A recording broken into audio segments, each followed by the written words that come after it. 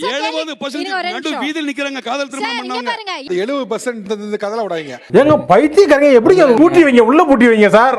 நீங்க வெளிய விடாதீங்க. பப்ளிக் ரொம்ப டிஸ்டர்பன்ஸா இருக்காங்க. அந்த அம்மா ஒன்னு சொல்லுமோ ஒன்னு சொன்னாங்க. நான் வந்து ஜாதி மாதிரி திருமணம் பண்ணதுனால எனக்கு நிறைய கொடுமைகள் வந்துச்சு. அப்படி சொல்லும்போது யாருக்குமே ஒரு குற்ற உணர்ச்சி அவன ஆட்படவே இல்லையா? அவர்கள் கலப்பு திருமணம் செய்ததால் தான் இத்தகைய நிகழ்வு நடந்தது என்று நினைக்கும் போது அது அதைவிட குற்ற உணர்ச்சியாக இருக்கிறது. நீங்க தப்பு பண்ணதுனால தான் தண்டனை. எது தப்பு?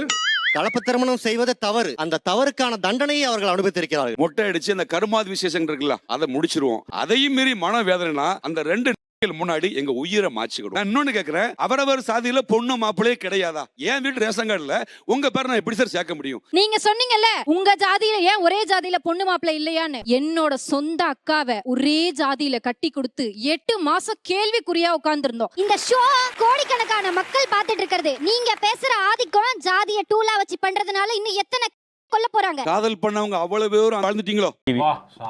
ஓ மண்டையில கிடந்து என் மண்டையில ஏத்த நினைக்காத. என்ன சுதந்திரமா வாழ விடு.